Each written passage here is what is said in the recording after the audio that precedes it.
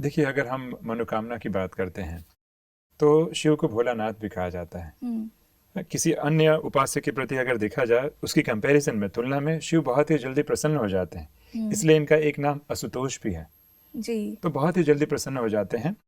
तो शिव जरूर ऐसे समय पर आते हैं जब कहीं न कहीं देवता अर्थात नई दुनिया और दानव, ये दोनों प्रवृत्तियां, दोनों शक्तियां कहीं न कहीं उस समय मौजूद रहती हैं, कहीं न कहीं वो समय काल कहीं न कहीं रहता है। तो शिव स्वभाव से ही बड़े भोले हैं। लेकिन प्रश्न ये उठता है कि जब हम शिव के सामने जब हम जाते हैं तो हम किस भाव से जाते हैं? जी। हम जो भक्ति जो उनकी करते हैं तो क्या वो कहीं स्वार्थ वाली भक्ति है कि सच्चे दिल वाली निस्वार्थ वाली भक्ति है? ये भी अपने आप में एक बहुत बड़ा प्रश्न है। पर जब हम तो पूजा भक्ति इसीलिए करते हैं ताकि हमारे मन की इच्छाएं पूर्ण हो सके, हमारी मनोकामनाएं पूर्ण हो सके। नहीं, बिल्कुल सही कह रहे हैं, लेकिन आज के संदर्भ में कहीं ना कहीं वो मायना चेंज हो गया है। मैं अपना अनुभव आपसे शेयर करूं, मुझे याद है शुरू के दिनों में हम भी शुरू से ही शिव के उपासक थे।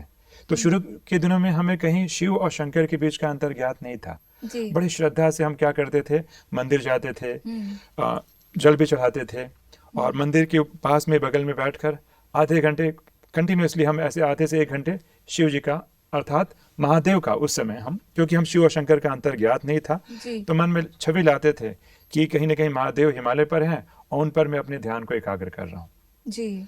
तो मैं अपना अनुभव ये पाता था कि लंबे समय तक ना वो ध्यान टिक नहीं पाता था। मन जल्दी कहीं ना कहीं यहाँ भटक जाता था। और पर मेरी श्रद्धा थी कि भगवान के कभी ना कभी क्या हो जाएंगे, दर्शन हो जाएंगे। खैर, ये मन में भावनाएं बड़ी नेक थी और मैं ऐसे आगे बढ़ते गया और आगे चलकर कहीं ना कहीं मैं राजयोग से जुड़ा। और यहाँ पे थोड़ा हमें बताया गया कि नहीं, शिव अलग है, शंकर अलग है। मेरे लिए भी बड़ा आश्चर्य का विषय था। मेरे मन में तो ये प्रश्न आ गया कि इतनी हमने भक्ति की, वो सारी वेस्ट हो गई, सारी वेस्ट हो गई। पर ऐसी बात नहीं है, हम जाने या अनजाने में उस शिव की ही भक्ति कर रहे थे, भले रूप अलग थे। जी, ट्रू। और यहाँ आने के बाद मेरा सबसे विचित्र अनुभव ये रहा कि यहाँ हमें ऐसे सीधा नहीं कहा गया कि आपको शिव का ध्यान करना है।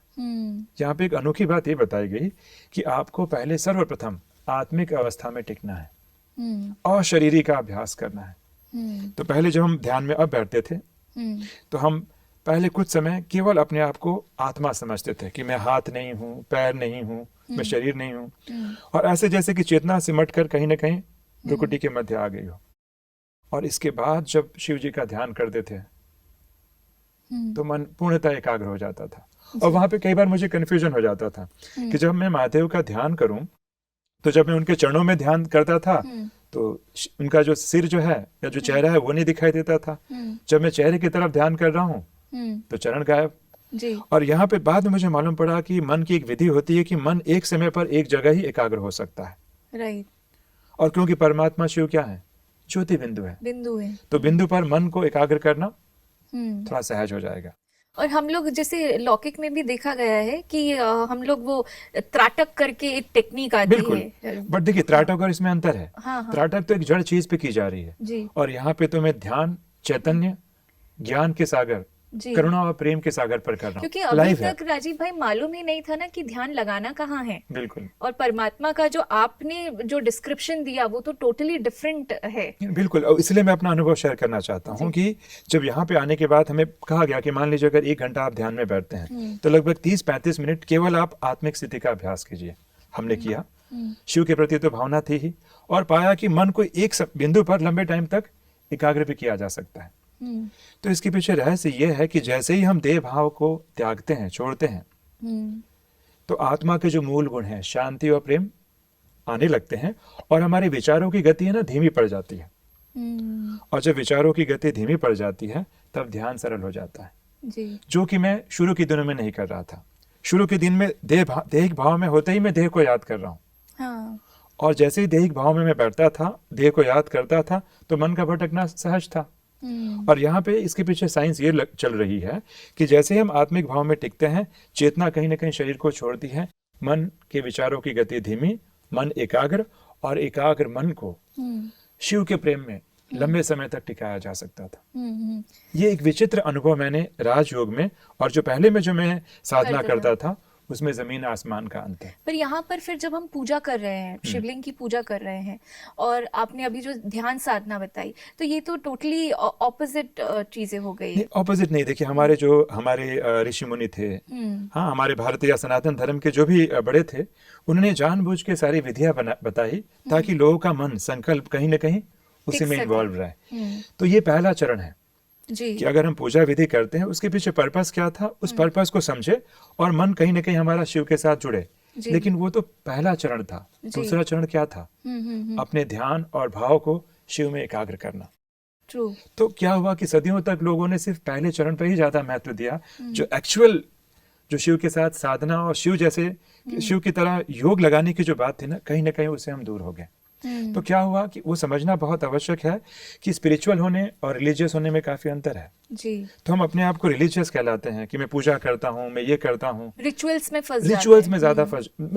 हम ज्यादा फोकस हो जाते हैं। फंसना तो नहीं कहेंगे, that was good for some time, लेकिन जैसे अभी एक फूल गिरा तो हमें लगता है भगवान प्रसन्न हो गए, फूल गिर गया। रिचुअल्स आर फाइन, क्योंकि देखिए हर सभ्यता जो होती है उसमें कुछ न कुछ परंपराएं होती हैं।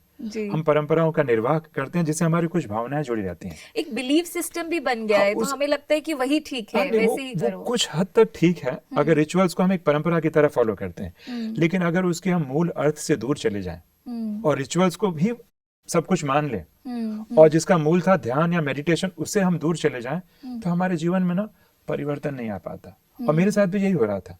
शुरू के दिनों में जब हम ध्यान लगाते थे तो भगवान के प्रति श्रद्धा तो बढ़ रही थी, लेकिन मेरे संस्कारों में परिवर्तन नहीं आ रहा था। और यहाँ इस प्रकार आत्मिक अवस्था में टिक कर जब सच्चे मन से बिना किसी स्वार्थ का जब हमने शिव जी का ध्यान किया, तब मेरे संस्कारों में काफी परिवर्तन आया। वो परिवर्तन हमारे घर वालों को भी दिखा। तब मेरा विश्वास और बढ़ गया कि देखिए कितना ही परिवर्तन है। कहाँ एक तरफ हमें देह से परे जाना है और कहाँ में एक तरफ साकार रूप में परमात्मा को याद करना। और मैं तो यहाँ तक कहता हूँ, हम जिस इष्ट को मान रहे हैं, मैं उनसे एक अनुरोध करूंगा कि अगर हमें 1 घंटा दिया जाए और कहा जाए कि उस इष्ट पर ही ध्यान होना चाहिए और कहीं नहीं भटकना चाहिए, क्या हम कर पाएंगे? थोड़ा मुश्किल है। तो अगर ये आत्मिक विधि को, अगर ये एक बहुत यूनिकनेस है राजयोग मेडिटेशन की, पहली आत्मिक विधि, आत्मिक स्मृति, जिसपे पूरी गीता आधारित है, केवल कहने की और मंत्र उच्चारण की बात नहीं, उस स्वरूप में टिके और फिर हम शिव के साथ वो बुद्धि योग जोड़े।